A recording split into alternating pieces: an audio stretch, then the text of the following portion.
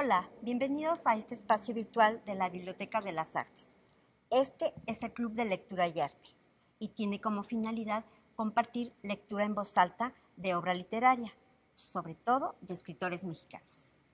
En esta ocasión compartiremos con ustedes un cuento del escritor yucateco Juan García Ponce. Juan García Ponce, además de escritor y narrador, se distinguió por ser crítico de arte y promotor de la cultura mexicana, pues se desempeñó en revistas y suplementos culturales, donde quedó también plasmada su obra. En esta ocasión compartiremos con ustedes la lectura del cuento Después de la cita. Este cuento se encuentra en el libro, también titulado Después de la cita y otros cuentos, publicado en 1965. En el cuento que hoy les compartimos, el autor nos narra de una forma sencilla pero minuciosa un escenario cotidiano y citadino que envuelve al personaje en un ambiente melancólico y de decepción de lo que pudo ser una cita amorosa. Escuchemos en la voz de Uriel León, estudiante de la Escuela Nacional de Arte Teatral, este cuento. Adelante, Uriel. Era otoño. Algunos de los árboles habían perdido por completo las hojas y sus intrincados esqueletos resistían silenciosamente el paso del aire, que hacía murmurar y cantar las de aquellos que aún conservaban unas cuantas, amarillas y cada vez más escasas. A través de las ramas podían verse las luces brillando tras las ventanas, a pesar de las pálidas cortinas de gasa. Tal vez hacía demasiado frío para ser noviembre. Ella caminaba no muy rápidamente, por sobre el pasto húmedo y muelle en el centro de la avenida. Podía tener 15 o 25 años. Bajo la amplia gabardina sus formas se perdían borrosamente. Sus cabellos cortos, despeinados, enmarcaban una cara misteriosamente vieja e infantil. No estaba pintada y el frío le había enrojecido la nariz, que era chica, pero bien dibujada. Una bolsa grande y deteriorada colgaba desmañadamente de su hombro izquierdo.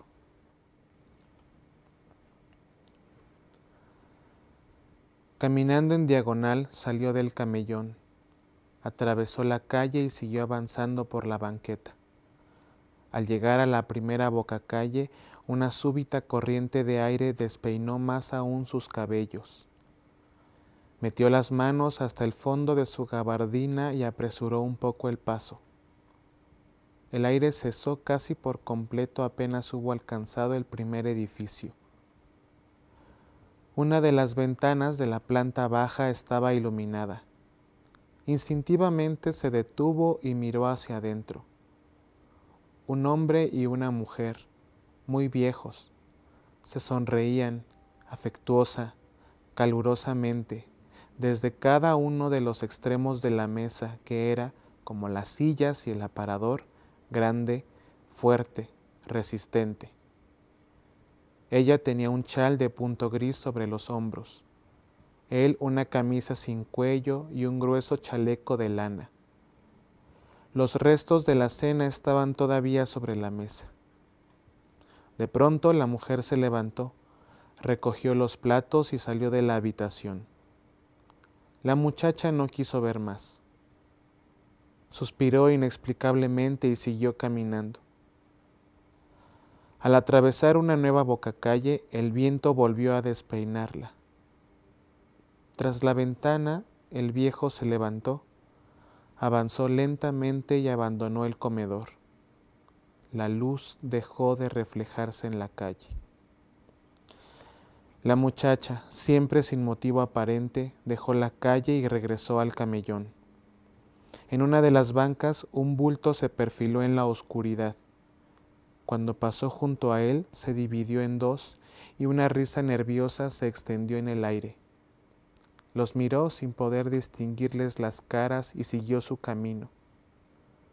Un halo de soledad se desprendía de la débil luz que la interminable fila de faroles proyectaba sobre el piso brillante. La bolsa golpeaba rítmicamente contra su cadera y su peso hacía que sintiera el hombro izquierdo ligeramente más bajo que el otro. Caminó unos pasos más y se la cambió al otro lado. Poco antes de llegar al cine, un niño le ofreció un periódico y ella le entregó el importe, olvidándose de recoger el papel. Se detuvo un momento frente a un carro ambulante que despedía un agradable calor y poco después se alejó, masticando con cuidado para no quemarse. Ahora todo estaba tranquilo, y ella se sintió como si estuviera dentro de un agujero en el centro del aire. Abandonó la idea de entrar a ver el final de cualquier película y pasó rápidamente frente a la taquilla, resistiendo la tentación de detenerse a mirar los carteles que anunciaban los próximos estrenos. Durante largas horas había esperado inútilmente, aterida de frío, impaciente, unas cuantas calles atrás. Nada de eso importaba ya, solo el cansancio y el sabor incierto de la espera que le recordaban esos momentos.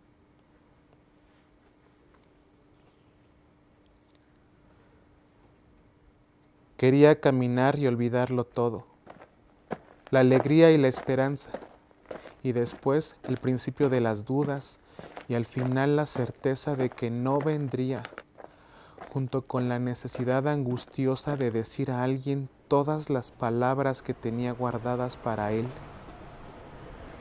Las ventanas iluminadas y el brillo del cine quedaron atrás. A los lados de la calle solo había árboles y flores marchitas brotando mágicamente de la semioscuridad. El ruido de los automóviles y sus faros deslumbrantes se hizo cada vez más lejano y ella se sentó en una de las bancas sin mirar en su derredor. Descubrió que estaba cansada. Del fondo de la bolsa sacó un cigarro.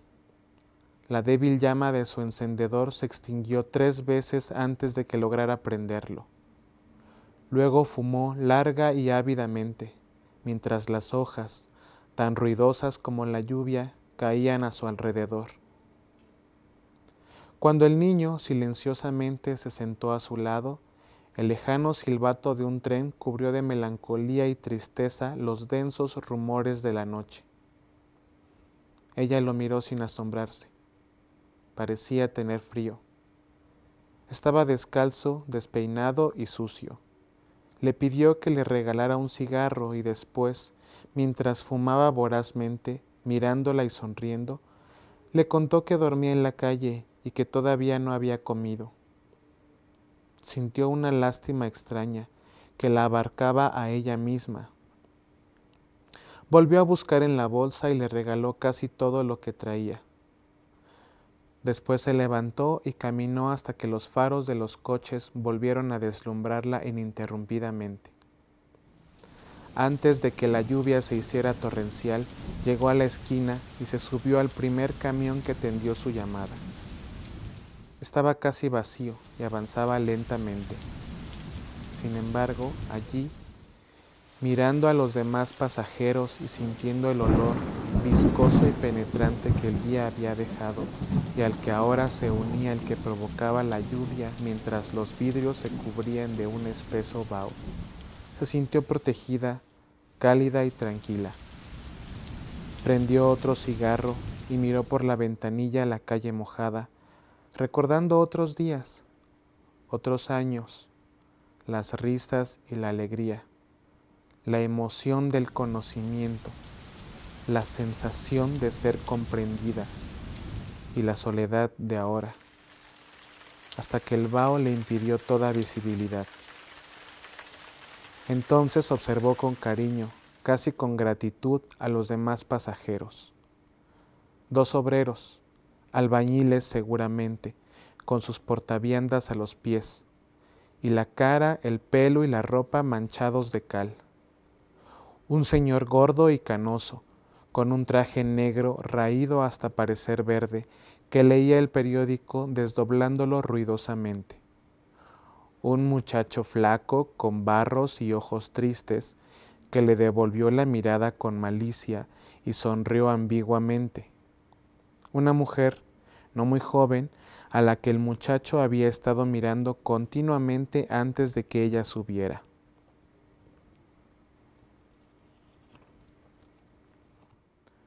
Una vieja mal vestida que respondía pacientemente a todas las inesperadas preguntas que le dirigía la niña que llevaba de la mano, y al fondo, mirándose, sonriéndose, bajo la luz tenue y gastada, una pareja de edad indefinida, compañeros de oficina probablemente.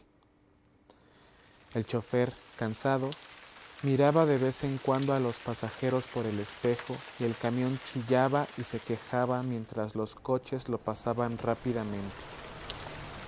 Todo parecía mortecino y agónico. La lluvia repiqueteaba monótonamente sobre el techo del ánimo. La sensación de soledad y abandono volvió a apoderarse de ella, que la acogió casi con ternura. El muchacho con barros se cambió al asiento de atrás y poco después al de junto de ella, pero no pudo ir más allá de pedirle un cerillo, que ella le regaló sin sentirse ofendida, y unas cuadras más adelante se bajó detrás de la señora no muy joven.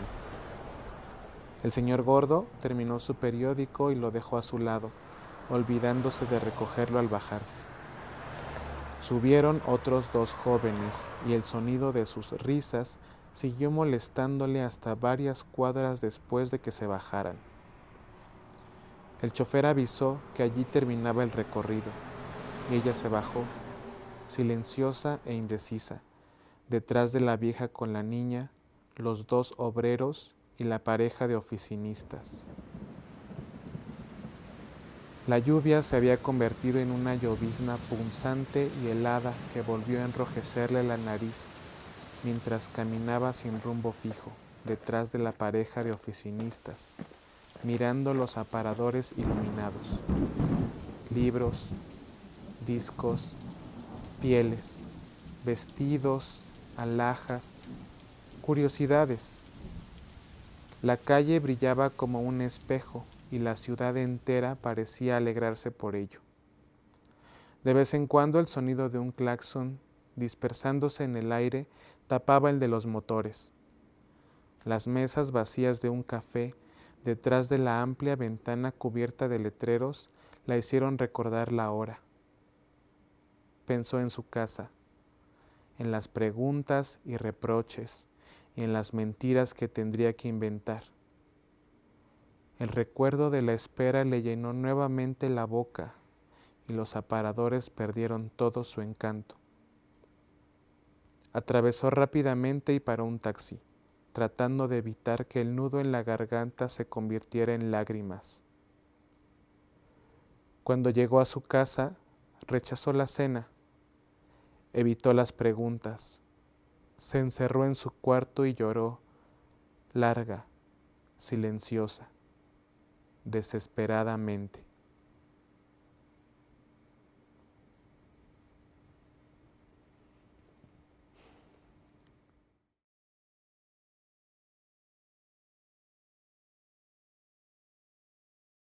En 1932, el barrio Itzimná, en Yucatán, vio nacer al escritor y crítico de arte Juan García Ponce. Su niñez transcurrió entre las ciudades de Mérida y Campeche. Asistió a escuelas maristas y junto con su hermano Fernando, quien más adelante se convertiría en un destacado pintor, creció con una educación religiosa en un ambiente cálido en grandes casas cercanas al mar. En su adolescencia, él y su hermano se trasladaron a la Ciudad de México. Ya en su juventud, antes de entrar a la universidad, el escritor realizó un viaje por Europa. Esta experiencia lo habría inspirado para iniciarse en el ámbito del arte y las letras. En su autobiografía precoz, publicada en 1966, comenta: «Leí incansablemente en toda clase de pensiones miserables y plazas, parques y playas maravillosas. Confirmé ante los originales el amor por la pintura que las reproducciones me habían despertado y al llegar a México decidí volver a estudiar». Estudió arte dramático en la Facultad de Filosofía y Letras de la UNAM. Ahí se encontró con los que serían grandes promesas para la literatura mexicana, amigos y compañeros como Juan Vicente Melo, Salvador Elizondo, Inés Arredondo, Emanuel Carballo, Hurberto Batis, entre otras figuras del arte y la literatura. Todos ellos conocidos como la generación de la Casa del Lago, también denominada como generación del medio siglo. En 1956 ganó el Premio Ciudad de México por El canto de los grillos, una obra teatral. Al siguiente año fue becario del Centro Mexicano de Escritores. Después recibió una beca de la Fundación Rockefeller, así como de la Fundación Guggenheim. Juan García Ponce se destacó no solo por su creación literaria que abarca teatro, novela, cuento, ensayo y traducción, sino también por su intensa labor como crítico de arte, específicamente en pintura. Podemos encontrar sus ensayos de crítica en los catálogos de artistas como Manuel Felgueres, Vicente Rojo, Francisco Corsas, Roger von Gunthen, Lilia Carrillo, José Luis Cuevas, entre otros pintores. Su obra literaria gira alrededor de las relaciones personales, las pasiones humanas, sobre el deseo, lo amoroso, lo sexual y lo erótico. Con un trabajo especialmente descriptivo y una compleja y seductora trama, envuelve al lector desde el inicio de sus narraciones. Entre sus publicaciones destacan La feria distante, La noche, Encuentros, La casa en la playa, El gato, Inmaculada o Los placeres de la inocencia, 9 pintores mexicanos, Trazos, Entre las líneas, Entre las vidas, Catálogo razonado y otros títulos. Fue colaborador, editor y director de revistas y suplementos culturales mexicanos como Revista de la Universidad, Revista Mexicana de Literatura, La Cultura en México, Sábado, Diagonales, Plural y Vuelta. A pesar de la esclerosis múltiple, enfermedad que lo aferró a una silla de ruedas desde muy temprana edad, Juan García Ponce desarrolló y creó una vasta obra literaria y de crítica de arte que ha merecido premios, homenajes y reconocimientos como el Premio Javier Villaurrutia en 1972, Premio Nacional de Ciencias y Artes en Lingüística y Literatura en 1989 y Premio Juan Rulfo 2001. El escritor falleció el 27 de diciembre de 2003.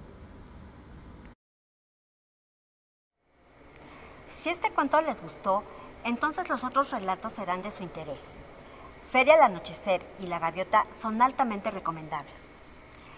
También tenemos en nuestro acervo otros títulos de Juan García Ponce, como El gato y otros cuentos, De viejos y nuevos amores, y de igual manera catálogos con su crítica, sobre artistas como Manuel Felgueres, Vicente Rojo, Leonora Carrington, entre otros.